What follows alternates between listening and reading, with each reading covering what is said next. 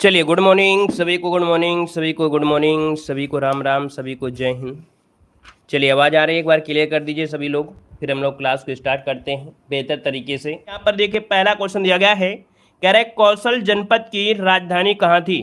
चलिए, वन को ऑप्शन देना है कि कौशल महाजनपद की जो राजधानी थी वो आपकी कहाँ पर थी। इसका जो ऑप्शन है यहाँ पर राइट क्या हो जाएगा, कौशल महाजनपद पूछा गया है ना, तो ऑप्शन बनेगा आपका ए नंबर श्रावस्ती। क्या हो जाएगा, श्रावस्ती इसका जो ऑप्शन है यहाँ पर राइट हो जाएगा। और आगे बढ़िए, क्वेश्चन आपसे अगला पूछा गया है, कह रहा है विजयनगर साम्राज्य की स्थापना कब की गई थी। विजयनगर साम्राज्य की स्थापना कब की गई थी, इसका ऑप्शन में से क्या हो जाएगा। देखिए, विजयनगर आपसे पूछा है तो आप क्या जवाब देंगे, यहाँ पर आंसर आपका बनेगा यहाँ पर सी नंबर 1336 में। अच्छा, ये बताइएगा 1336 में किसने किया था। यहाँ पर बताइएगा कि विजयनगर साम्राज्य की जो स्थापना किया था वो किसने किया था। तो दोस्तों दो भाई थे, हरिहर और बुक्का, है ना, तो हरिहर और बुक्का ने किया था, तो ऑप्शन जिसका आया है सी नंबर राइट हो जाएगा। आगे बढ़िए, क्वेश्चन आपसे अगला पूछा गया है कि फायान किसके शासनकाल में भारत आया था। पिछली बार भी एक क्वेश्चन आया था और ये हमेशा ट्रेंडिंग में रहता है। आपका जो आंसर है आपका 3 नंबर में क्या बनेगा। चलिए दोस्तों, याद रखिएगा फायान पूछा गया है और फायान है तो ऑप्शन क्या हो जाएगा, चंद्रगुप्त द्वितीय। यहाँ पर जो आंसर है आपका सी नंबर राइट हो जाएगा, जो कि गुप्त वंश के शासक आप कह रहे हैं, ठीक है ना। अगर हम आपसे पूछे भैया कि जो आपके हर्षवर्धन आए थे, हर्षवर्धन जो आपके हर्षवर्धन के समय जो आया था वो कौन आया था, हर्षवर्धन के समय कौन आया था, तो ह्वेनसांग। क्या ह्वेनसांग जो आया था वो आपके हर्षवर्धन के समय, ठीक है। नमस्ते भाई, नमस्ते। आगे बढ़िए, क्वेश्चन आपसे दिया गया है कि प्रथम जैन सभा कहाँ पर आयोजित की गई थी। एक क्वेश्चन तो आपको जैन से आना ही आना है, तो दोस्तों बताइएगा कि प्रथम जैन जो आपकी सभा थी ये कहाँ पर आयोजित की गई थी। यहाँ पर देखिए 4 नंबर में जवाब आने शुरू हो गए हैं और इसका जो ऑप्शन आएगा क्या हो जाएगा। देखिए आपका 4 का ऑप्शन बी हो जाएगा। याद रखिएगा आपके पाटिलपुत्र में, कहाँ पर हुई थी, आपके पाटिलपुत्र में हुई थी, पाटिलपुत्र में हुई थी। ये आपकी हुई थी किसके समय, तो स्थूलभद्र की अध्यक्षता में आपकी हुई थी। यहाँ पर आगे बढ़िए, क्वेश्चन आपसे अगला पूछा गया है, आपसे कह रहा है कि निम्न में से कौन अकबर के नौरत्नों में से शामिल नहीं था। देखिए अकबर के नौरत्न में कौन शामिल नहीं था, दोस्तों बीरबल भी था, रहीम भी थे, टूडरमल भी थे, लेकिन वही साहब जो दिए हैं बैजू बावरा, बैजू बावरा ये आपके नहीं थे, तो ऑप्शन बनेगा आपका बी नंबर राइट हो जाएगा, बी नंबर। क्लियर है। आगे बढ़िए, क्वेश्चन आपसे दिया गया है, कह रहा है महात्मा गांधी दक्षिण अफ्रीका से भारत किस वर्ष लौटे थे। चलिए, महात्मा गांधी को तो आप जरूर पढ़ लीजिएगा क्योंकि महात्मा गांधी से तो क्वेश्चन बनना ही बनना है, ठीक है ना। चलिए, वीडियो को भाई लाइक शेयर कर दीजिएगा, है ना। जितने लोग यहाँ पर नए जुड़े हैं या पहले से जुड़े रहे हैं या ऑफलाइन देख रहे हैं, तो भैया अपना पूरा सपोर्ट करिए, तभी हमारा पूरा सपोर्ट है। हमारा तो अपनी तरफ से पूरा सपोर्ट है, इतनी क्लासें दे रहे हैं, इतने मॉडल पेपर दे रहे हैं, ठीक है ना। आप जितना भी करेंगे उससे कई गुना हमारा सपोर्ट आप लोगों के लिए बना है और फ्री शिक्षा हम आपको दे रहे हैं। यहाँ पर कोई पैसा तो आपका है नहीं है, ठीक है, कंप्लीट तैयारी है। देखिए आपसे कह रहा है महात्मा गांधी दक्षिण अफ्रीका से भारत किस वर्ष लौटे थे। आंख मूंद कर जवाब दीजिएगा। यहाँ पर आंसर क्या हो जाएगा, 1915, क्योंकि आज से नहीं बहुत पहले से आप लोगों ने रटा है कि दक्षिण अफ्रीका से 1915 में ये भारत लौटे थे, तो ऑप्शन बनेगा यहाँ पर आपका ये नंबर। क्लियर है। आगे बढ़िए, क्वेश्चन आपसे अगला पूछा गया है, यहाँ पर दिया है कि दांडी यात्रा से संबंधित नौसारी जिला किस राज्य में है, बताइएगा। अच्छे क्वेश्चन आपके देखिए आपके मिल रहे हैं। यहाँ पर दिया है कि दांडी यात्रा संबंधित जो नौसारी जिला है ये किस राज्य में है, नौसारी जिला। दोस्तों नौसारी जिला गुजरात में है, याद रखिए कहाँ पर है, ऑप्शन ए हो जाएगा गुजरात में है, गुजरात में, ठीक है ना। और दोस्तों याद रखिएगा कि दांडी नामक स्थान पर पहुंचकर गांधी जी ने 6 अप्रैल 1930 को, क्या हो, 6 अप्रैल 1930 को नमक कानून तोड़ा था, तो आपसे जिसका आया है नंबर राइट हो जाएगा। आगे बढ़िए, क्वेश्चन आपसे अगला पूछा गया है, कह रहा है प्रथम गोलमेज सम्मेलन का आयोजन कब हुआ था। चलिए बताइएगा प्रथम गोलमेज सम्मेलन का जो आयोजन हुआ था ये कब हुआ था, इसका ऑप्शन क्या हो जाएगा। तो दोस्तों याद रखिए ये आपके 1930 से 31, मतलब देखा जाए तो 12 नवंबर 1930 से स्टार्टिंग हुई थी। कब, 12 नवंबर 1930 से स्टार्टिंग हुई थी और 19 जनवरी 1931 तक ये आपकी थी। कहाँ पर, तो आपके लंदन में। लंदन में कहाँ पर, तो जेम्स पैलेस में आयोजित किया गया था, ठीक है। एक बात याद रखिएगा कि जो प्रथम गोलमेज सम्मेलन था इसमें कांग्रेस ने भाग नहीं लिया था। ये महत्वपूर्ण पॉइंट आपका होता है कि कांग्रेस ने किस अधिवेशन में, कौन से गोलमेज सम्मेलन में भाग नहीं लिया, तो आप यह कहेंगे कि कांग्रेस ने प्रथम गोलमेज सम्मेलन में भाग नहीं लिया था। 2 क्वेश्चन यहां से और बनाना है, क्या बनाना है, यहां तक के तीनों गोलमेज सम्मेलन में भाग लेने वाले कौन थे, तो आपके डॉक्टर BR अम्बेडकर थे। अगर पूछे दूसरे गोलमेज सम्मेलन में भाग लेने वाले तो आपके कौन कहेंगे, तो आपके गांधी जी कहेंगे। तो ये क्वेश्चन बिल्कुल सिलेक्टेड है, ये आपका बहुत पूछा जाता है, ठीक है। आगे बढ़ा जाए। आगे बढ़े, चलिए आगे बढ़िए। क्वेश्चन आपसे अगला पूछा है, कह रहे हैं निम्न में से कौन काकोरी कांड से संबंधित नहीं था। देखिए काकोरी कांड आज का जो मॉडल पेपर है बिल्कुल स्पेशल है, यहाँ से पेपर में छपने वाले सेम टू सेम क्वेश्चन आपको मिलने वाले हैं। तो दोस्तों यहाँ पर देखिए 9 का ऑप्शन क्या हो जाएगा। तो दोस्तों यहाँ पर कह रहे हैं संबंधित नहीं है। राम प्रसाद बिस्मिल तो थे ही थे, राजेंद्र लोहड़ी भी थे, अशफाक उल्ला खां भी थे, लेकिन जो आपके सूर्य सेन है, कौन, याद रखिए सूर्य सेन ये आपके नहीं थे, क्योंकि सूर्य सेन कहाँ से थे, सूर्यसेन कहां से संबंधित है बताइए। सूर्यसेन संबंधित है चटगांव शास्त्रागार से। कहां से, तो आपके चटगांव में जो शास्त्रागार की लूट हुई थी, तो चटगांव से संबंधित है आपके सूर्यसेन। क्लियर हुआ, क्लियर हुआ भाई। आगे बढ़िए, क्वेश्चन आपसे अगला पूछा गया है, कह रहा है आपसे कि सेंट्रल असेंबली में निम्नलिखित में से किसने बम फेंका था। बताइए सेंट्रल असेंबली में जो बम फेंका वो किसने फेंका, यहां पर आंसर क्या हो जाएगा। चलिए देखिए यहाँ पर आपका कह रहा है सेंट्रल बम असेंबली में, यहाँ पर देखिए भगत सिंह तो आपके शामिल थे भाई, भगत सिंह आपके शामिल थे, सुखदेव आपके नहीं थे, यहाँ पर बटुकेश्वर दत्त हो जाएगा, है ना। यहाँ पर आपके राजगुरु दिया है, ये भी आपका नहीं होगा। मतलब ऑप्शन देखा जाए तो दोस्तों आपका हो जाएगा 1 और 3, इसका जो आंसर है आपका राइट हो जाएगा। जो आपके सेंट्रल असेंबली में बम फेंका था वो आपके भगत सिंह और आपके बटुकेश्वर दत्त ने फेंका था। क्लियर हुआ, आगे बढ़िए। क्वेश्चन आपसे अगला पूछा गया है, कह रहा है निम्न में से कौन एक सही सुमेलित नहीं है। कौन एक सही सुमेलित नहीं है दोस्तों, 11 नंबर में आपको जवाब देना है, 11 नंबर। चलिए यहाँ पर जवाब देना है, तो देखिए आपका दिया गया लौह अयस्क केंद्रमुख जाना जाता है, जो कि बिल्कुल सही दिया गया है। ठीक है, यहाँ पर दिया है मैग्नीज का दिया है कोरापुट। दोस्तों ये कोरापुट जो आपका है उड़ीसा में है, कहाँ पड़ता है, कोरापुट पड़ता है उड़ीसा में। कहाँ पड़ता है, उड़ीसा में पड़ता है, और उड़ीसा में पड़ता है। तो दोस्तों ये आपका है बॉक्साइट के लिए, किसके लिए, ये बॉक्साइट के लिए जाना जाता है, बॉक्साइट के लिए। तो याद रखिएगा कि बी नंबर गलत है। वहीं पर तांबा जो आपका है खेतड़ी के लिए, यहाँ पर खेतड़ी कर लीजिएगा, खेतड़ी हो जाएगा, और कोयला जो आपका है सिंगरेली के लिए। अच्छा क्वेश्चन आपका है, यहाँ पर आगे बढ़िए। क्वेश्चन आपसे दिया गया है कि कांडला स्थित बंदरगाह इनमें से कौन है। हमने बताया हमारे मॉडल पेपर की खासियत होती है कि मॉडल पेपर के साथ साथ हम आपको लास्ट में कुछ ऐसी चीजें बताते हैं जो बहुत ही आईएमपी होते हैं। हमने इसके पहले लेक्चर में आपको देखिए बंदरगाह से संबंधित आपको पढ़ा दिया था। मतलब जो भी मॉडल पेपर पढ़ाएंगे कहीं ना कहीं रिलेटेड पढ़ाएंगे जो कि आपने पढ़ लिया है। तो दोस्तों हमने बताया था पूर्वी बंदरगाह और आपके यहाँ पर पश्चिमी बंदरगाह। मतलब आपके ये पूर्वी घाट वाले बंदरगाह कौन है, पश्चिमी बंदरगाह, मतलब पश्चिमी घाट वाले बंदरगाह कौन है। तो दोस्तों कांडला, और कांडला पड़ता है गुजरात में। गुजरात का मतलब ये हो गया कि आपके पश्चिम, मतलब पश्चिमी घाट पर आपके हैं। और यहाँ पर देखिए कांडला बंदरगाह कहाँ पर है, तो ये वाला जो एरिया आपका है, ये वाला एरिया, इसे कहते क्या है, इसे कहते हैं दोस्तों याद रखिए कच्छ की खाड़ी। क्या, कच्छ की खाड़ी कहिएगा, याद रखिए, रन मत बताइएगा, रन मत बताइएगा, क्योंकि कच्छ का रन दलदली क्षेत्र है। क्या, समझिएगा इस बात को कि कच्छ का जो रन है वो दलदली क्षेत्र है, लेकिन जो कच्छ की खाड़ी है ये पानी वाला क्षेत्र है। तो जो आपका कहीं ना कहीं बंदरगाह होगा, व्यापार होगा, तो पानी के माध्यम से होगा। तो सिंपल सी बात है, ऑप्शन क्या लगाएंगे, डी नंबर आपको लगाना है दोस्तों, याद रखिएगा। मतलब देखा जाए जो कांडला बंदरगाह है लगभग 90 किलोमीटर की दूरी पर गुजरात में अवस्थित है आपका कांडला बंदरगाह। क्लियर हुआ, आगे बढ़िए। क्वेश्चन आपसे अगला पूछा गया है, यहां पर दिया है कि सेतु समुद्रम परियोजना किन्हें जोड़ती है।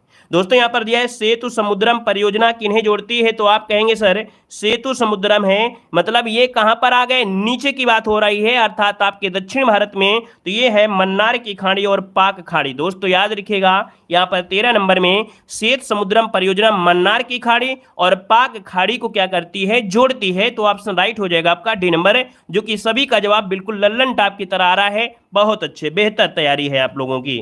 अगला बताइएगा, कह रहा है निम्न में से पृथ्वी पर तापमान के वितरण को प्रभावित करने वाला सबसे महत्वपूर्ण कारक कौन सा है। तो यह है सूर्य तपन। क्या बोलते हैं, सूर्य तपन बोलते हैं दोस्तों। इसका जो आंसर बनेगा 14 नंबर में वो ऑप्शन सी इसका राइट हो जाएगा। मतलब पृथ्वी पर आने वाली सौर ऊर्जा को सूर्य तपन कहते हैं। क्या बोलते हैं कि पृथ्वी पर आने वाली सौर ऊर्जा को सूर्य तपन कहते हैं। और दोस्तों सूर्य तपन विभिन्न प्रकार के पृथ्वी की सतह के तापमान में अंतर भी दिखाई देता है। आप देखते होंगे कि पृथ्वी तल में आएंगे टेम्परेचर होगा, जैसे ऊपर बढ़ेंगे थोड़ा टेम्परेचर घटेगा, मध्य मंडल में जाएंगे तो बर्फ की एक परत मिल जाएगी। ये होता है जो ऑप्शन बनेगा आपका सी नंबर राइट हो जाएगा, नोट कर लीजिएगा। आगे बढ़िए, क्वेश्चन आपसे अगला पूछा गया है, कह रहा है भारत के किस राज्य में जन्म दर सबसे कम है। बताइए भाई इसका आंसर जो आपका बनेगा राइट इनमें से क्या हो जाएगा। चलिए फटाफट जवाब देना है, और भाई वीडियो को लाइक शेयर करते हुए चलेंगे, फुल सपोर्ट आप लोग करते हुए चलेंगे। जितने लोग भी हैं सब लोग फुल सपोर्ट करिएगा, ठीक है ना। हमें भी अच्छा लगे और आपको भी अच्छा लगे कि हाँ सर क्लास ले रहे हैं, रहना चाहिए, सर को मोटिवेशन बनाए रखना चाहिए। ठीक है, तो दोस्तों यह भारत के किस राज्य में जन्म दर सबसे कम है, यहाँ पर 15 नंबर में। तो दोस्तों याद रखिए ये आपका केरल है। दोस्तों याद रखिए जहां की जनसंख्या क्या होगी, कम होगी, तो 100% वो डेवलप होगा। भारत विकास नहीं कर रहा है, इसलिए नहीं कर रहा है क्योंकि जनसंख्या पर विकास हो रहा है ज्यादा से ज्यादा, यहाँ पर जनसंख्या पर मतलब विकास हो रहा है। तो कितना भैया मोदी जी करें, कितना भैया योगी जी करें, कहीं ना कहीं जनसंख्या का प्रभाव बहुत ज्यादा पड़ रहा है, तो इसलिए समस्या हो रही है। जनसंख्या को नियंत्रित किया जाए, बस यही सबसे बड़ी समस्या है। ठीक है, चलिए आगे बढ़िए। क्वेश्चन दिया गया है, कह रहा आपसे कि जीएसटी के तहत कितने लाख वार्षिक कारोबार करने वाले व्यापारियों को कर के दायरे से बाहर रखा गया है। चलिए, हेलो भाई, हेलो सभी को, हेलो सभी को वेलकम। चलिए यहाँ पर देखिए, नए स्टूडेंट हो या पुराने स्टूडेंट पहचान मिल जाती है। देखिए यहाँ पर पुराने स्टूडेंट काफी पुराने यहाँ पर जुड़े हुए हैं। चलिए वेलकम है सभी को, राधे राधे भाई, राधे राधे। देखो जीएसटी के तहत कितने लाख वार्षिक कारोबार करने वाले व्यापारियों को कर के दायरे से बाहर रखा गया है। 16 का ऑप्शन दोस्तों याद रखिए, बी नंबर है। यहाँ पर 40 लाख, क्या 40 लाख रुपए, जो कि ऑप्शन बनेगा बी नंबर। पहले कितना था, पहले 20 लाख था, पहले 20 लाख था। आगे बढ़िए, क्वेश्चन आपसे अगला पूछा गया है, कह रहा है निम्न कथनों पर विचार करना है। तो चलिए विचार कर लेते हैं। यहाँ पर दिया है कि उत्तर प्रदेश में भू अभिलेखी आधुनिकीकरण कार्यक्रम वर्ष 2008-9 में प्रारंभ किया गया। अगला, यह विश्व बैंक सहायता से प्रारंभ की गई आपकी योजना है। तो दोस्तों ये योजना विश्व बैंक से नहीं है, ये जो योजना विश्व बैंक से नहीं है, तो दूसरा तो आपका गलत है। अब आपका यहाँ पर दोस्तों पहला पॉइंट देखते हैं, आपका सही होना चाहिए। यहाँ पर देखिए आपका पहला पॉइंट आपका राइट हो जाएगा दोस्तों, याद रखिए फर्स्ट हो जाएगा। ठीक है ना, चलिए आगे बढ़िए। क्वेश्चन आपसे अगला पूछा गया है, कह रहा है केंद्रीय उर्वरक गुणवत्ता नियंत्रण प्रशिक्षण संस्थान कहाँ पर स्थित है। चलिए जवाब देना है, आपका क्या हो जाएगा, केंद्रीय उर्वरक गुणवत्ता नियंत्रण और प्रशिक्षण संस्थान कहाँ पर है। दोस्तों ये है आपके ऑप्शन डी, फरीदाबाद में। कहां पर है आपके, फरीदाबाद। अच्छा ये बताइए फरीदाबाद पड़ता कहां पर है, जल्दी से बताइए फरीदाबाद पड़ता कहां पर। बस हमको ये जवाब चाहिए, पूरा मॉडल पेपर आपको आए चाहे ना आए, लेकिन ये क्वेश्चन आपको जरूर आना चाहिए कि फरीदाबाद पड़ता कहां पर है। चलिए बताइएगा, फरीदाबाद हरियाणा, वेरी गुड, बिल्कुल सही है, ये आपके हरियाणा में पड़ता है। याद रखिए हरियाणा में पड़ता है। ये छोटी छोटी चीजें आपको जरूर याद होना चाहिए, क्योंकि छोटी छोटी चीजों से ही बड़े कारनामे होते हैं। देखो अगला क्वेश्चन दिया गया है कि शीर्ष कृषि योग्य भूमि धारक देशों में भारत का स्थान इनमें से क्या है। दोस्तों यहाँ पर 19 नंबर की अगर बात कर लिया जाए तो दोस्तों याद रखिएगा यहाँ पर दूसरा स्थान है। मतलब कह रहा है शीर्ष कृषि योग्य भूमि, मतलब भारत में देखा जाए तो कृषि योग्य भूमि क्या है, वो दूसरे नंबर पे है। जमीन तो काफी है, लेकिन कहीं ना कहीं कृषि योग्य भूमि, इसके मामले में भारत जो आपका है दूसरे नंबर में है। पहला नंबर आपका अमेरिका है, पहला नंबर पे आपका अमेरिका है दोस्तों, याद रखिएगा। ठीक है, आगे बढ़िए। क्वेश्चन आपसे अगला पूछा गया है कि ट्राइफेड की स्थापना कब की गई थी। देखिए ट्राइफेड अर्थात इसे कहते हैं भारतीय जनजातीय सहकारी विपणन विकास परिसंघ। इसकी स्थापना 1987 में की गई थी, 1987, जो कि ऑप्शन है आपका यहाँ पर सी नंबर। अब बात होती है कि इसकी क्यों की गई थी, इसका कारण कुछ रहा होगा, इसका उद्देश्य रहा होगा। इसका उद्देश्य था कि जो जनजातियों को उनकी उपज का अच्छा मूल्य दिलाने हेतु उनके व्यापारिक हितों की रक्षा करने के लिए ट्राइफेड की स्थापना की गई थी। मतलब जनजातियों से रिलेटेड आपका है। आगे बढ़िए, क्वेश्चन आपसे दिया गया है, कह रहा है मौलिक कर्तव्य के बारे में कौन सा कथन असत्य दिया गया है। दोस्तों 21 नंबर में कौन सा कथन असत्य है, तो चलिए, मूल रूप से संविधान में मौलिक कर्तव्य नहीं थे, बिल्कुल सही बात है भाई। प्रारंभ में मूल कर्तव्य थे क्या, नहीं थे। अगला है 43वें संविधान संशोधन 1976 द्वारा संविधान में मौलिक कर्तव्य जोड़ा गया, क्या ये सही है, क्या ये सही है, नहीं सही है, क्योंकि 42 संविधान हुआ था, 42वें नंबर का संविधान संशोधन हुआ था 76 में, ना कि 43 हुआ था, तो बी नंबर तो गलत हो गया है ना। और अगला है भारतीय संविधान में मौलिक कर्तव्य पूर्ववर्ती यूएसएसआर के संविधान से प्रेरित है, मतलब ये भी सही है। तो भैया आपसे कथन असत्य पूछा था, तो कथन असत्य कौन हो गया, बी नंबर हो गया। समझ में आ गया सभी को। आगे बढ़िए, क्वेश्चन आपसे अगला पूछा गया है, कह रहा है संविधान सभा ने कब राष्ट्रीय ध्वज को अपनाया था। चलिए भैया, हर घर तिरंगा, और हर एक बच्चे को पता होना चाहिए कि संविधान सभा ने आपके राष्ट्रीय ध्वज को जो अपनाया वो कब अपनाया था। दोस्तों यहाँ पर आंसर राइट क्या हो जाएगा, फटाफट जवाब देना है, और यहाँ पर हंसते रहिए, मुस्कुराते रहिए, कमेंट बॉक्स में थोड़ा स्माइल भी भेजते रहिए, पता चलते रहे कि नहीं हाँ आपको हमारा पढ़ाया हुआ समझ में आ रहा है। मजा आ रहा है आपको पढ़ने में तो आप लोग थम्स अप करते रहिए, स्माइल भी करते रहिए।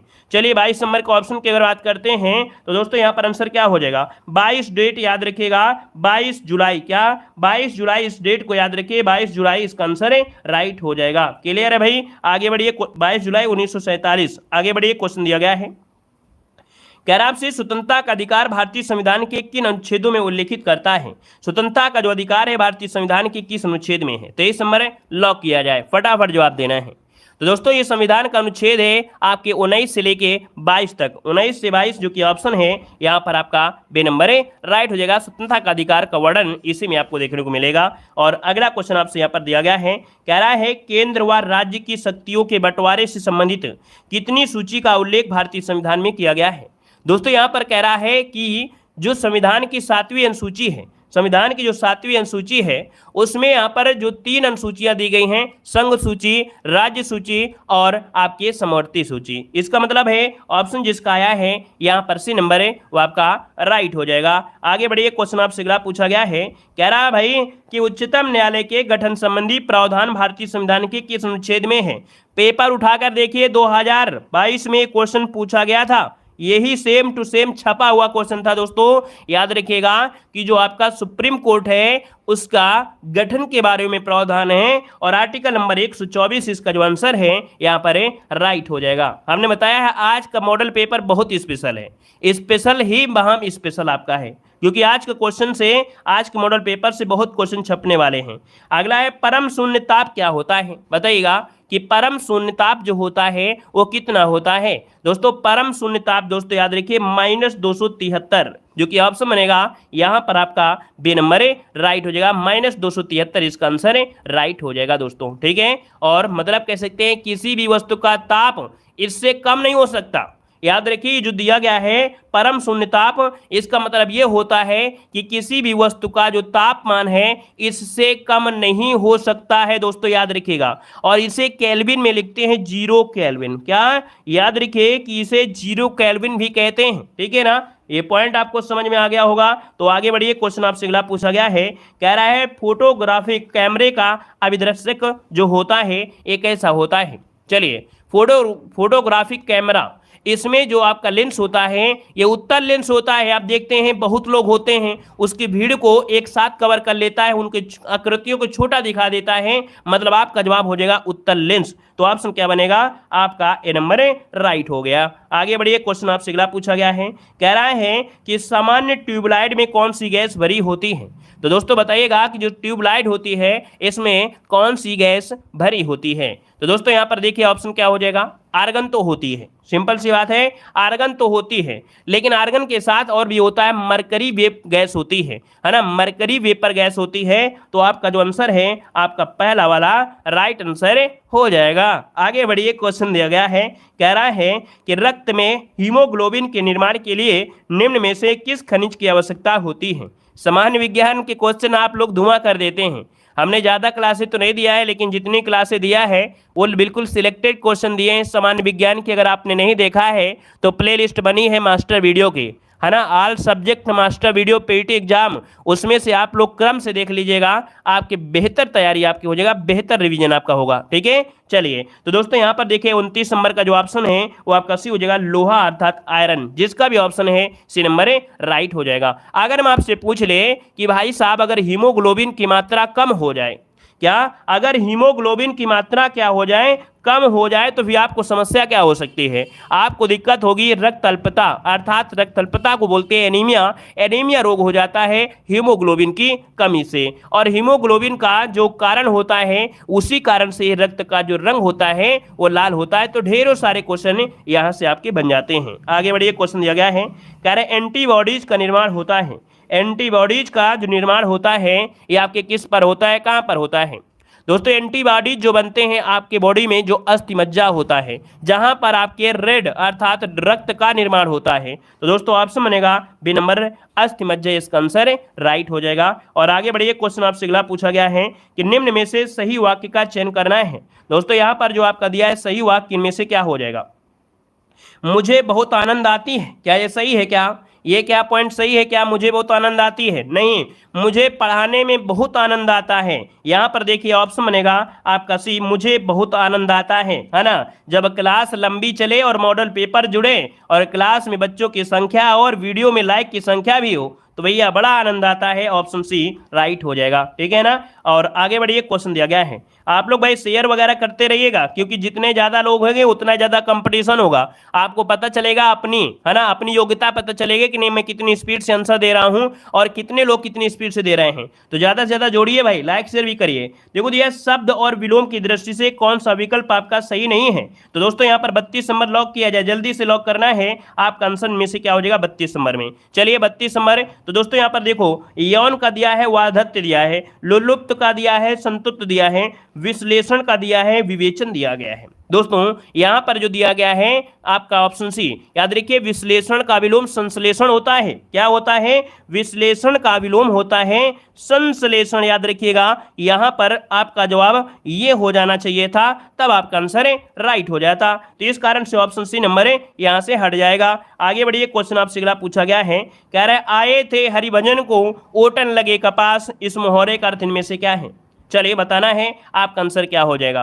क्लास में आए थे पढ़ने कि हम देव सर की क्लास में जाएंगे, पेड एग्जाम की अच्छी तैयारी करेंगे, लेकिन यहाँ पर बच्चे क्या है कुछ आपस में लड़ जाते हैं और इतना लड़ते हैं कि अपने आप में भी कंट्रोल नहीं कर पाते, पूरी क्लास में लड़ते रहते हैं। अरे भाई कभी कभी पढ़ भी लिया करो, है ना, ज़्यादा समय नहीं रहता है तो इसलिए पढ़ाई कर लिया करो थोड़ा सा। आए थे हरिभजन को ओटन लगे कपास, मतलब ऑप्शन क्या हो जाएगा?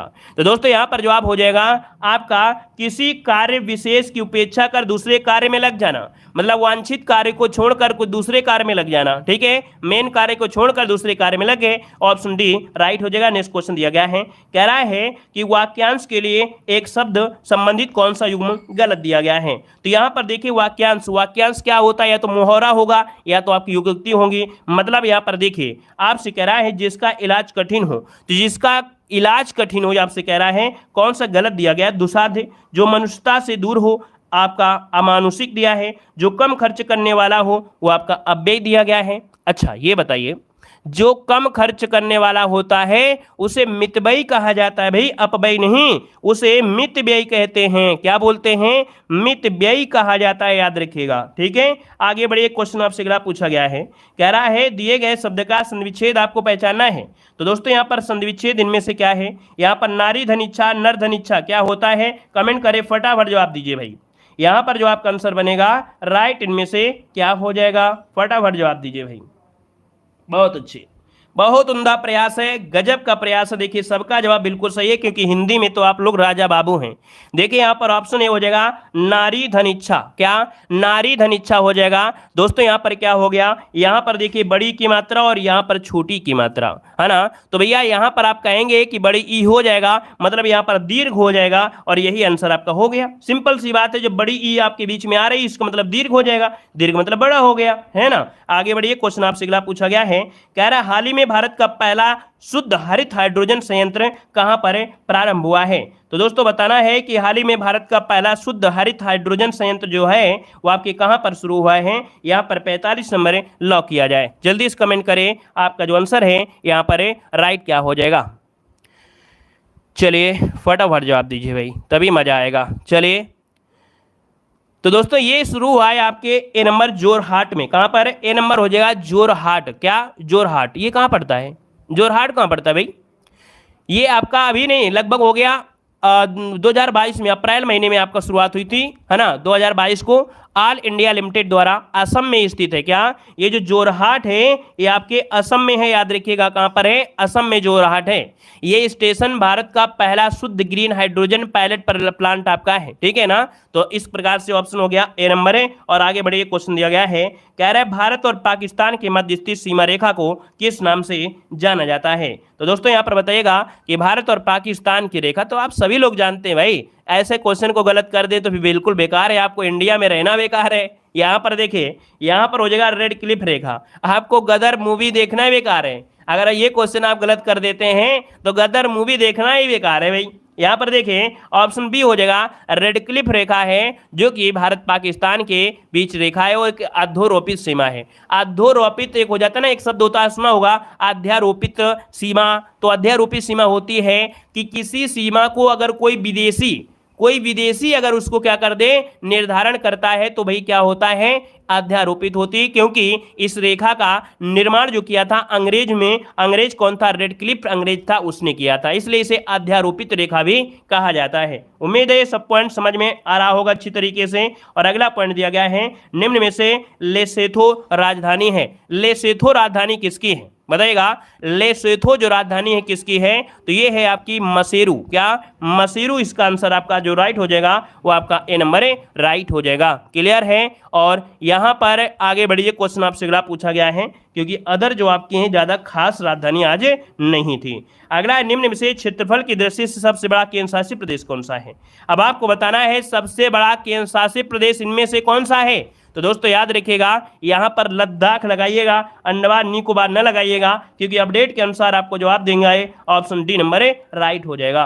क्लियर हुआ भाई। आगे बढ़िए, क्वेश्चन आपसे अगला पूछा गया है, कह रहा आपसे कि क्षेत्रफल की दृष्टि से सबसे बड़ा लोकसभा क्षेत्र कौन सा है। दोस्तों ऐसा क्वेश्चन पिछली बार भी आया था। यहां पर देखिए सबसे बड़ा लोकसभा क्षेत्र जो आपका है इनमें से कौन हो जाएगा, ये है लद्दाख। दोस्तों याद रखिए, इसका भी ऑप्शन बनेगा बी नंबर, लद्दाख इसका आंसर है, राइट हो जाएगा। और आगे बढ़िए, क्वेश्चन आपसे अगला पूछा गया है कि विश्व पर्यावरण संरक्षण दिवस कब मनाया जाता है। चलिए बताइएगा, यहाँ पर आंसर क्या हो जाएगा, विश्व पर्यावरण दिवस संरक्षण। हमारे अड़ोसी पड़ोसी को कोर्स लेने की आवश्यकता नहीं है, क्योंकि हम इतनी तेज पढ़ाते हैं कि हमारे अड़ोसी पड़ोसी सभी क्या करते हैं, फ्री पढ़ते रहते हैं। इनको 1 महीने का 999 रुपये जरूर देना चाहिए, है कि नहीं। चलिए तो देखिए, विश्व पर्यावरण दिवस संरक्षण कब मनाते हैं, 50 नंबर में। तो 50 का ऑप्शन क्या हो जाएगा, 50 का जो ऑप्शन है राइट आंसर क्या हो जाएगा। तो आप कहेंगे सर यहाँ पर हो जाएगा आपका विश्व पर्यावरण दिवस दिया है, याद रखिए 26 नवंबर। पर्यावरण दिवस नहीं दिया है 5 जून, 5 जून नहीं दिया है, समझिएगा 5 जून नहीं है, ये विश्व पर्यावरण संरक्षण है, ये 26 नवंबर को मनाया जाता है। दोस्तों याद रखिएगा, अगर हम आपसे पूछे 14 नवंबर को क्या मनाते हैं, तो भाई साहब 14 नवंबर आप लोग गलती मत करिएगा, नहीं तो ना कट जाएगी। जल्दी से बताइएगा 14 नवंबर को क्या मनाते हैं।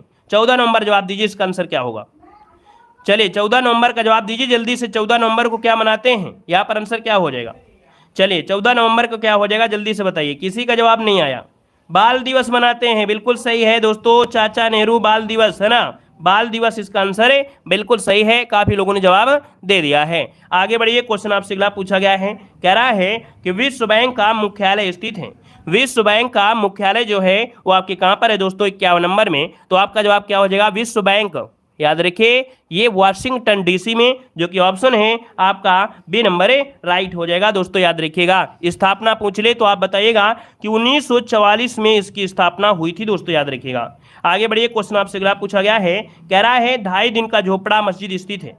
वीडियो में लाइक की संख्या थोड़ा कम है ना, एवरेज अनुपात जो आपका है थोड़ा सा कम है। तो जितने लोग यहाँ पर जुड़े हैं, लाइक शेयर नहीं किया है, अपना सपोर्ट नहीं किया है, तो भाई इस छोटे से चैनल को सपोर्ट जरूर करिएगा, ताकि हम भी एक बड़े चैनल के रूप में आपके हो सके। ठीक है, तो सब लोग भाई सपोर्ट जरूर करिएगा। देखो 2.5 दिन का झोपड़ा, ये जो 52 नंबर है, ऑप्शन क्या हो जाएगा दोस्तों, 2.5 दिन का झोपड़ा ये क्या है, एक मस्जिद है। ये क्या है, एक मस्जिद है, और ये है कहाँ पर, तो आपके सी नंबर अजमेर में हो जाएगा। अगर हम आपसे पूछ ले कि इसका निर्माण जो करवाया किसने करवाया, जल्दी से बताइए कि इसका निर्माण जो करवाया किसने करवाया था, तो आपका आंसर क्या हो जाएगा। तो आप कहेंगे यहां पर कुतुबुद्दीन ऐबक ने करवाया था, कुतुबुद्दीन ऐबक ने करवाया था। यहां पर आगे बढ़िए, क्वेश्चन दिया गया है कि आगा खां कब किस खेल से संबंधित है। ये क्वेश्चन भी पिछली बार पूछा गया था, अगर आपने प्रीवियस ईयर वाले क्वेश्चन आपने ध्यान दिया हो, समान जुगडुकता में हमने कवर कराया था। तो दोस्तों यहाँ पर देख सकते हैं आगा खां जो कप है ये किससे संबंधित है। चलिए आगा खां कप जो संबंधित है वो आपके हॉकी से है, याद रखिए ऑप्शन बनेगा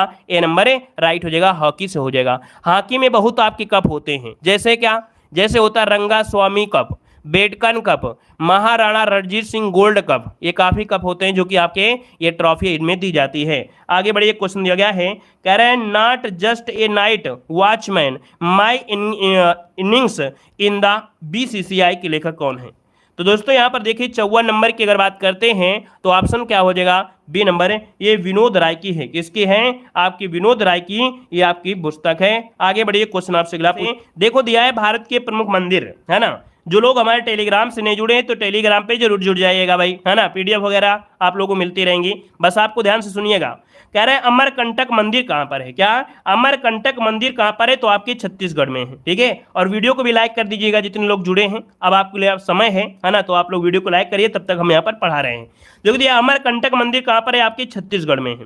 अगला दिया गया है अक्षरधाम मंदिर कहाँ पर है, तो अक्षरधाम मंदिर कहाँ पर है, तो आपके दिल्ली में है। कहाँ पर है, आपके दिल्ली में है। और अगला दिया गया है कि अमरनाथ गुफा मंदिर कहाँ पर है, तो भाई अमरनाथ सभी लोग जानते होंगे कि जम्मू कश्मीर में अमरनाथ मतलब गुफा है। अगला है अन्नामलाई मंदिर कहाँ पर है, तमिलनाडु। अब याद रखिएगा अन्नामलाई मंदिर कहाँ पर है, आपके तमिलनाडु है, याद रखिएगा, ठीक है। और अगला है कि बृहदेश्वर मंदिर कहाँ पर है, बृहदेश्वर मंदिर कहाँ पर है, तो आपकी तमिलनाडु में है। कहाँ पर है, आपकी तमिलनाडु में है। बद्रीनाथ मंदिर कहाँ पर है, तो बद्रीनाथ मंदिर कहाँ पर है, आपकी उत्तराखंड में। कहाँ पर है, आपके उत्तराखंड में हो जाएगा। द्वारिकाधीश मंदिर कहाँ पर है, द्वारिकाधीश मंदिर दोस्तों हमने मॉडल पेपर में पढ़ाया भी था कि गुजरात में है। कहाँ पर है, आपके गुजरात में है। अगला है स्वर्ण मंदिर कहाँ पर है, बताइए भाई स्वर्ण मंदिर कहाँ पर, तो आप कहेंगे आपकी पंजाब में है, स्वर्ण मंदिर पंजाब में है। अगला बताइएगा, कह रहे गोमतेश्वर मंदिर, गोमतेश्वर मंदिर कहाँ पर है, आपके कर्नाटक में। और हमने गोमतेश्वर में बताया था स्वर्णवेल गोला, जहां पर एक 12 वर्षों के बाद एक महासम्मेलन भी होता है ना। तो ऑप्शन यहाँ हो गया कर्नाटक। अगला पॉइंट बताइएगा कि गंगोत्री मंदिर कहां पर है। सिंपल सी बात है कि गंगोत्री आपके कहां पर है, उत्तराखंड में। गंगोत्री से गंगा निकली है, तो ये तो आपको याद होगा। होयसले मंदिर कहां पर है, तो ये भी दक्षिण भारत में कहां पर है, आपकी कर्नाटक में है, ठीक है ना। और अगला है कि काली घाट मंदिर कहां पर है, तो काली घाट मंदिर कहां पर है, आपकी पश्चिम बंगाल में। काली माता का मंदिर है कि नहीं है कि नहीं, काली माता का मंदिर आपके पश्चिम बंगाल में, तो ऐसे आपको याद रख लेना है। आगे बढ़िए, क्वेश्चन आपसे अगला पूछा है कामाख्या मंदिर, और कामाख्या मंदिर की अगर बात करते हैं तो ये कहां पर है, असम में है। आप सभी लोग जानते होंगे, आप लोगों ने यूट्यूब में देखा होगा मंदिर के बारे में। तो कामाख्या मंदिर कहां पर है, आपके असम में है। और अगला है कि कांचीपुरम मंदिर कहां पर है, तो आपके तमिलनाडु में है कांचीपुरम का मंदिर। और अगला कुछ मंदिर और भी हैं, जैसे केदारनाथ मंदिर। दोस्तों केदारनाथ मंदिर कहां पर है, आपके उत्तराखंड में है। काशी विश्वनाथ मंदिर, जो कि आपको बार बार एग्जाम में पूछा गया है कि काशी विश्वनाथ मंदिर कहां पर है, तो याद रखिए आपके वाराणसी उत्तर प्रदेश में हो जाएगा। कोणार्क का सूर्य मंदिर, दोस्तों देखिए कोणार्क का सूर्य मंदिर से ढेरों क्वेश्चन बनते हैं, ढेरों क्वेश्चन बनते हैं। कोणार्क का जो सूर्य मंदिर है कहां पर है, उड़ीसा में है। इसे ब्लैक पैगोंडा के नाम से जानते हैं। और ये जो आपका मंदिर है ये सूर्य भगवान के लिए अर्थात सूर्य देवता को समर्पित है दोस्तों, याद रखिएगा। इसे सूर्य मंदिर भी कहा जाता है, क्योंकि यहां पर इसकी जो सूर्य की परछाई है वो ऐसी पड़ती है, हर एक समय सूर्य की परछाई उस पर बने हुए जो आपका बना है शिवलिंग उस पर पड़ती रहती है। आगे बढ़िएगा, खजुराहो मंदिर। दोस्तों खजुराहो मंदिर पिछली बार भी पूछा गया था, कहां पर, आपके मध्य प्रदेश हो जाएगा। अगला लिंगराज मंदिर कहां पर है, तो दोस्तों लिंगराज मंदिर कहां पर है, तो आपके उड़ीसा में। लिंगराज मंदिर कहां पर है, उड़ीसा में है। हर एक पॉइंट को हम 2 बार दोहराते हैं, और 2 बार दोहराएंगे तो एक बार में तो समझ में आ ही जाएगा। भगवान जगन्नाथ मंदिर कहां पर है, देखिए जगन्नाथ मंदिर जल्दीबाजी में आप लोग उत्तराखंड मत कर दीजिएगा, क्योंकि भगवान जगन्नाथ जो मंदिर हैं वो आपके कहां पर, उड़ीसा में है। अगर हम आपसे क्वेश्चन पूछ लें कि भगवान जगन्नाथ जो हैं कौन है, बताइएगा, क्या बता सकते हैं कि भगवान जो जगन्नाथ हैं ये कौन से भगवान को कहा जाता है, जल्दी से बताइए, बताइए जल्दी से। भगवान जगन्नाथ जो कहते हैं वो किसे कहते हैं, तो भैया आपको मालूम है भगवान जगन्नाथ की रथ यात्रा भी निकलती है, जिसमें से आपके भगवान कृष्ण, बलदाऊ और उनकी जो बहना थी उनके बारे में आपका है, ठीक है। तो इसका आंसर, सुभद्रा भाई कौन थी, बहन थी कि वाइफ थी कोई, ठीक है, उन 3 लोगों के बारे में है। यहाँ पर अगला है कमल मंदिर कहाँ पर है, देखिए कमल मंदिर कहाँ पर है, तो ये आपके नई दिल्ली में है। कहाँ पर है, नई दिल्ली में है, ठीक है। और आगे बढ़िए, अगला पॉइंट आपसे दिया गया है मीनाक्षी मंदिर कहाँ पर है, देखिए मीनाक्षी मंदिर कहाँ पर है, तो याद रखिए मीनाक्षी मंदिर आपकी तमिलनाडु में है ना। यहाँ पर दिया है नेल्लईपर मंदिर कहाँ है, तो तमिलनाडु में है। तमिलनाडु में बहुत मंदिर मिल रहे हैं। अगला है राम तीर्थ मंदिर आपके पंजाब में। अगला दिया गया है कि रामेश्वरम मंदिर, तो रामेश्वर मंदिर कहाँ पर है, आपके तमिलनाडु में। और सबरीमाला मंदिर जो कि काफ़ी हाईलाइट था, इसमें से महिलाओं को जाने नहीं दिया जाता था, लेकिन बाद में क्या हुआ कि इस पर केस हुआ और इसमें से लोग जाने लगे। तो याद रखिए सबरीमाला मंदिर कहाँ पर है, आपकी केरल में है, क्लियर है। और अगला क्वेश्चन यहाँ पर दिया गया है सांची का स्तूप, दोस्तों सांची का स्तूप दिया है कहाँ पर है, मध्य प्रदेश में है। और शंकराचार्य मंदिर कहाँ पर है, तो आपकी जम्मू कश्मीर में है। आगे आइए, अगला पॉइंट दिया गया है कह रहे स्वर्ण मंदिर कहां पर है, तो दोस्तों देखिए अब ये जो पॉइंट आपके बहुत ही अच्छे पॉइंट हैं, बिल्कुल सिंपल वाले नहीं हैं, बहुत बार पूछे गए हैं। स्वर्ण मंदिर कहाँ पर है, तो आपने पढ़ा अमृतसर में। कहाँ पर है, अमृतसर में है। अगला है चार मीनार कहाँ पर है, चार मीनार कहाँ पर है, तो चार मीनार कहाँ पर है, आपके हैदराबाद में है। अगला है कुतुब मीनार कहाँ पर स्थित है, तो कुतुब मीनार कहाँ पर है, आपके दिल्ली में है। कहाँ पर है, दिल्ली में है, जो कि आपके यहाँ पर कुतुबुद्दीन ऐबक के द्वारा इसकी नींव डाली गई थी। अगला है कि गेटवे ऑफ इंडिया कहाँ पर स्थित है, गेटवे ऑफ इंडिया, बिल्कुल सरल क्वेश्चन पूछा भी गया था 2021 में। गेटवे ऑफ इंडिया आपके कहाँ पर है, मुंबई में। कहाँ पर है, आपके मुंबई में है। अगला है इंडिया गेट कहाँ पर है, तो दोस्तों इंडिया गेट पूछ ले तो आपको बताना है नई दिल्ली में। कहाँ बताना है, नई दिल्ली में बताना है, ठीक है ना। और आगे बढ़िए, क्वेश्चन दिया गया है कि शिक्षक खेल दिवस, क्या शिक्षक दिवस कब मनाया जाता है।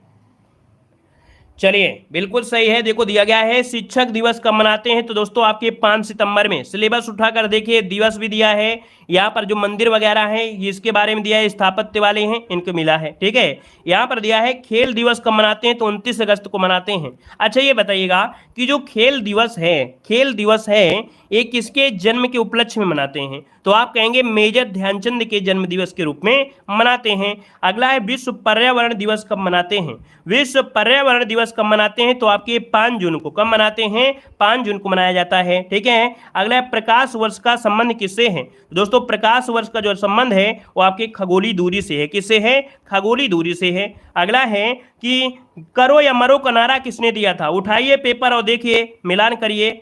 हमने बताया है कि आज का मॉडल पेपर बिल्कुल स्पेशल है और इसको इतना स्पेशल बनाइए, इतना लाइक करिए कि हमको भी मजा आए कि नहीं आज हमने आप लोगों को इतना बेस्ट आपका मॉडल पेपर सोल्व कराया है। देखिए करो या मरो का नारा दिया था महात्मा गांधी। किसने दिया, महात्मा गांधी ने दिया था। अगला इंकलाब जिंदाबाद का जो नारा दिया वो किसने दिया, चलिए बताइएगा कि इंकलाब जिंदाबाद का नारा जो दिया किसने दिया। चलिए ये भी आपका आया है 2022 में, ये भी 2022 में आया था। तो दोस्तों यहाँ पर देखिए भगत सिंह इसका आंसर है, राइट हो जाएगा। और अगला है मारो फिरंगी को नारा जो दिया किसने दिया था, मारो फिरंगियों को ये नारा जो दिया किसने दिया, तो मंगल पांडे ने दिया था। मंगल पांडे जो कि सबसे कम उम्र में फांसी दिया गया था इनको, और सबसे कम उम्र के ये आपके कह सकते हैं बने थे। आगे बताइएगा, कह रहे आजाद हिंद फौज की स्थापना कहां पर की गई थी, बताइएगा कि आजाद हिंद फौज की स्थापना कहां पर की गई थी, आपकी सिंगापुर में। कहां पर की गई थी, सिंगापुर में, ठीक है। चलिए अच्छा सर जी आप कह रहे हैं, एक लोग कह रहे हैं कि सर जी आप वीडियो में लाइव आइए, मैं 200 लोगों को ऑनलाइन बुला लूंगा। तो बताइए, हम ऑनलाइन तो है भाई, ऑनलाइन तो पढ़ा रहे हैं। अगला बताइएगा, जय हिंद का नारा किसने दिया, नेताजी सुभाष चंद्र बोस। नेताजी सुभाष चंद्र बोस हो जाएगा। अगला दिया है कि दिल्ली चलो का जो नारा दिया किसने दिया, चलिए बताइएगा। कह रहा आपसे कि दिल्ली चलो का जो नारा दिया वो किसने दिया था, दिल्ली चलो का नारा जो दिया किसने दिया, तो नेताजी सुभाष चंद्र बोस ने दिया था, ठीक है। और अगला है कि वेदों की ओर लौटो का जो नारा दिया वो किसने दिया था, वेदों की ओर लौटो का जो नारा दिया वो किसने दिया था, दयानंद सरस्वती। किसने दिया था, दयानंद सरस्वती ने दिया था। और अगला है कि सूर्य के प्रकाश से कौन सा विटामिन प्राप्त होता है, दोस्तों ये बताइएगा कि सूर्य के प्रकाश से कौन सा विटामिन प्राप्त होता है, तो विटामिन डी प्राप्त होता है। दोस्तों याद रखिए, विटामिन डी प्राप्त होता है। अगला है टेलीफोन का आविष्कार जो किया था किसने किया था, तो दोस्तों याद रखिए टेलीफोन का जो आविष्कार किया वो अलेक्जेंडर ग्राहम बेल ने। किसने किया था, अलेक्जेंडर ग्राहम बेल ने किया था। और अगला पॉइंट जो आपका है वो कल हम आपको पढ़ाएंगे, है ना। अगले जो पॉइंट है आपके हैं वो आपको कल पढ़ाएंगे। और दोस्तों याद रखिएगा 11 बजे की क्लास कभी मत छोड़िएगा, क्योंकि इस क्लास में हम आपको वो मॉडल पेपर सोल्व कराते हैं जो प्रीवियस ईयर क्वेश्चन को ध्यान में रखते हुए कि कैसा एग्जाम आपका पूछा गया है। जय हिंद, वंदे मातरम।